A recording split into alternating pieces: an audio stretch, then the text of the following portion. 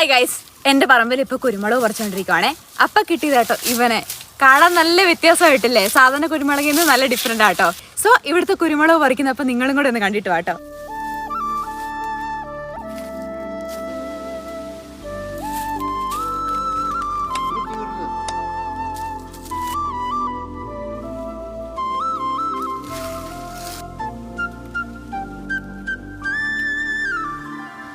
കുയിലുമലച്ചരിവുകളിൽ കിളിയാറിൻ പടവുകളിൽ കുതിരക്കല്ലങ്ങാടി മുക്കിൽ Udayagiri തിരുമുടിയിൽ പൈനാവിൻ പെൺമണിയിൽ കല്ലാറിൻ